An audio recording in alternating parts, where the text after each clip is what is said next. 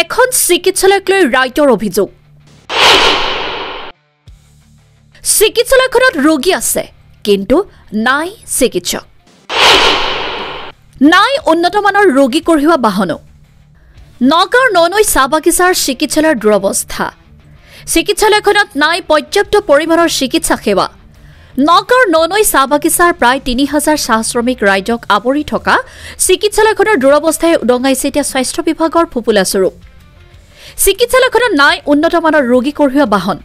নাই পৰ্যাপ্ত পৰিমাণৰ ঔষধৰ ব্যৱস্থাৰ লগতে পৰ্যাপ্ত পৰিমাণৰ চিকিৎসক নাৰ্ছ স্বাস্থ্যকৰ্মী নথকাৰ বাবে জৰুৰীকালীন অৱস্থাত চিকিৎসা সেৱাৰ পৰা বঞ্চিত হোৱাৰ অভিযোগ এতিয়া স্থানীয় ৰাইজৰ আনহাতে বিশুদ্ধ খোৱা পানীৰো পৰ্যাপ্ত পৰিমাণৰ সুবিধা নথকাৰ অভিযোগ স্থানীয় ৰাইজৰ অসম চৰকাৰৰ তৰফৰ পৰা চিকিৎসালয়খনৰ আন্তঃগাঁথনিৰ বাবে অহা ধন চিকিৎসক বাগান পৰিচালকে চিকিৎসালয়ৰ আন্তঃগাঁথনিৰ উন্নয়নৰ কাম নকৰাকৈ নিজৰ ময়মতালিৰে ধন আত্মসাৎ কৰাৰ অভিযোগ স্থানীয় ৰাইজৰ মুঠতে এশৈবুৰি সমস্যাৰে জৰ্জৰিত চিকিৎসালয়খন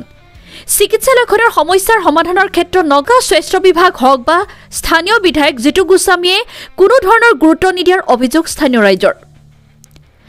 ৰাইজৰ আহ্বান অতি সোনকালে চিকিৎসালয়খনৰ সমস্যাসমূহ সমাধান কৰি চাহ শ্ৰমিকৰ ৰাইজৰ চিকিৎসাৰ ক্ষেত্ৰত উপকৃত কৰি তুলিবলৈ ব্যুৰ ৰিপৰ্ট লেংডং বাতৰি চিকিৎসালয় ইয়াত কেনে ধৰণৰ কি সুবিধা পাইছে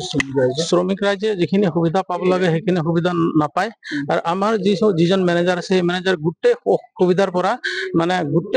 পৰা বঞ্চিত কৰি ৰাখিছে আৰু যিখিনি প্ৰাপ্য পাব লগা আছে হস্পিটেলত যেনেকুৱা এম্বুলেন্সৰ যিটো মানে হেৰি পাব লাগিছিলে সেইটো নাপায় আজি বাগানত যদি মানুহ যদি কিবা এটা এক্সিডেণ্টত হৈ যায় কিবা এটা কাম কৰোঁতে যদি কিবা বেমাৰী হৈ যায় বা কিবা নালাতে পৰি পেলাই সেই কিবা এটা এক্সিডেণ্ট হৈ যায় সেইটো আনিবৰ কাৰণে গাড়ী নাই এতিয়া এটা এম্বুলেন্সত কোম্পানীয়ে পঠাই দিছে এইটো যেতিয়া চৰকাৰী এম্বুলেন্স আহিছে তেতিয়া সেই এম্বুলেন্সটো কোম্পানী এম্বুলেন্সটো মেনেজমেণ্টে কি কৰিছে খৰচা বেছি হ'ব বুলি পঠাই দিলে আৰু এতিয়া আমাৰ ইয়াত হস্পিটেলত মানে একেবাৰে জৰাজীৰ্ণ অৱস্থায় এই এম্বুলেন্সখন ৰাখিছে আজি চৰকাৰে 1.5 লাখ টকা দিছে হস্পিটেল আৰু এম্বুলেন্সটো মেইনটেনেন্সৰ কাৰণে আজি সেই টকাটো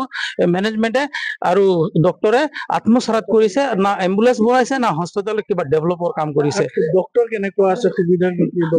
ডক্টৰে সি চাইনিজ ডক্টৰ আহিছে সি ৱাৰ্কাৰে কোনো বুজি নাপায় কিবা এটা সি মেডিচিনৰ কথা ক'লে বা কিবা না বেমাৰ ক'লে সি বুজি নাপায় আৰু সেইটো ট্ৰান্সলেট কৰিবৰ কাৰণে যদি তাত ট্ৰান্সলেট কৰা মানুহ নাথাকিলে সেই পেচেণ্টজন মেডিচিন নাপায় এতিয়া চাওক ইয়াত আমাৰ খোৱা পানীৰ ব্যৱস্থা একেবাৰে নাই হস্পিটেলত আকৌ আহি গ'ল এনআৰএমৰ কমিটি নাই আকৌ ইয়াত এটেণ্ডেণ্ট নাই আৰু ভাই নাই ড্ৰেছাৰ নাই জিএনএম নাৰ্ছ নাই এস্কৰ্ট নাই লেবৰেটৰী নাই এটা একাউণ্টেণ্ট নাই ইয়াত মালি নাই ইয়াত গোটেইখিনি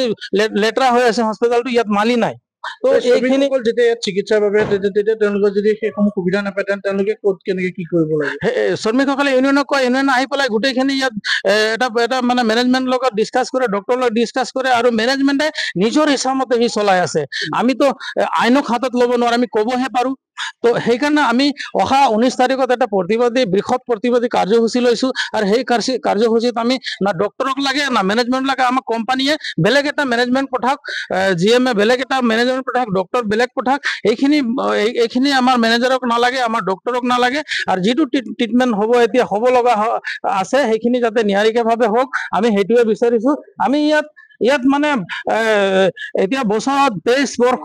24 বৰ্ষ আৰু 25 বৰ্ষৰ যিটো এনআৰএমৰ টকা 24 লাখ টকা আহিছে সেই 24 লাখ টকাটো এতিয়ালৈকে কোনো ধৰণৰ মানে কাকো নজনাকে এইটো মেনেজমেণ্ট চেয়াৰমেন হয় আৰু ডক্টৰ ছেক্ৰেটাৰী হয় ইহঁতে দুজনে আত্মসাৎ কৰিছে বুলি আমি এতিয়ালৈকে অভিযোগ উঠিছে আপোনাৰ নাম কি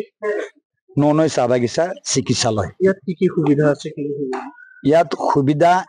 আমি যথেষ্ট ইয়াত অসুবিধা নাই বুলি আমি ক'ব পাৰিছো আৰু আপোনালোক পৰ্যবেক্ষণ কৰিলে গোটেইখন আপোনালোকে চাব পাৰিব মই কেইটামান কথা চমুকে কৈ দিব বিচাৰিছো অসম চৰকাৰে আমাৰ ইয়াত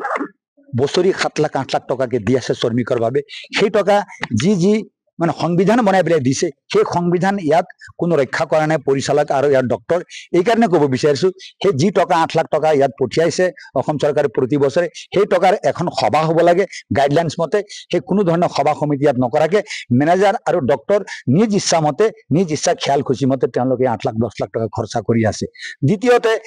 আমাৰ বাগিচাত নিয়ম বনোৱা আছে প্লান্টেশ্যন এক্টত, যে এজন ৰোগীক লৈ গ'লে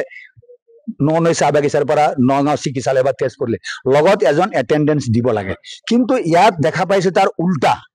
সৰু বাচ্চাও যদি এটা লৈ যায় ইয়াৰ পৰা হস্পিটেল, কোনো ধৰণে এটেণ্ডেঞ্চ দিয়া ব্যৱস্থা নকৰে। আপোনালোকে ভাবকচোন, এজন সৰু বাচ্চা, বাগানৰ এজন সৰু বাচ্চা, এই পিছপৰা অঞ্চলৰ সৰু বাচ্চাটোক নগাঁৱত কেনেকে চিকিৎসা কৰিব ক'লে? আৰু ইয়াৰ পৰা লৈ যোৱাৰ উপৰিও তেওঁলোকৰ পৰা ভাড়া বিচাৰে 3000 2000 টকা। এই খাটি খোৱা শ্ৰমিকজন 250 টকীয়া শ্ৰমিক গৰাকী চিকিৎসা কৰিব নে তো তেলৰ ভাড়াই দিব, গাড়ীৰ ভাড়াই দিব তেওঁলোক? এইটো এটা মানে ইয়াত টাটা নহয়, এইটো ইটা ভাটাৰ দৰে নিয়ম বনাইছে। ইটা ভাটাত কাম কৰিব লাগে, ঘৰ যাব লাগে, সেই নিয়ম ইয়াত বনাইছে যে কাম কৰক আৰু আপোনালোকে একো পাব নালাগে। ডক্টৰ আছে, কিন্তু ডক্টৰজন ইংলিছ টকিং ডক্টৰ, তেওঁ অসমীয়া বুজি বাজি নাপায়। গতিকে আমাৰ ভাবকচোন, আপোনালোকে কওকচোন,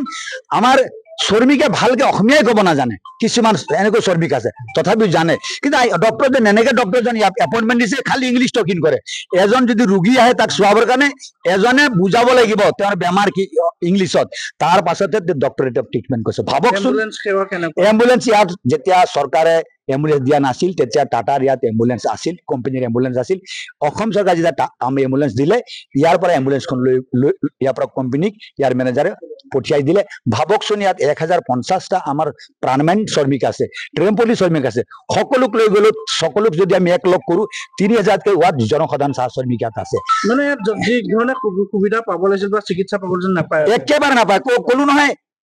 চৰকাৰৰ পৰা ঔষধ পাতি দি আছে, সেই ঔষধ পাতি কেনেকে বিচাৰে, ইয়াত ঔষধ পাতিয়ে নাহে। আৰু বাগিচাৰ পৰা আমি ঔষধ পাতি কিনাটো শুনাই নাই। মানে আমাৰ চৰকাৰলৈ বা যি স্বাস্থ্য বিভাগৰ মন্ত্ৰী আছে তেওঁলোকলৈ কি আহ্বান জনাব? মই অসম চৰকাৰৰ মাননীয় মুখ্যমন্ত্ৰী, আমাৰ স্বাস্থ্য মন্ত্ৰী আৰু স্থানীয় বিধায়কক আমি অনুৰোধ জনাব বিচাৰিম যে চাওক, আপোনালোক বিধায়ক হিচাপে আপুনি আহক, চিকিৎসালয় ভিজিট পৰিদৰ্শন কৰক, মেডিকেল ইন্সপেক্টৰক মাতক, ইয়াত কেনেকে চিকিৎসাৰ নামত ইয়াত কেনেকে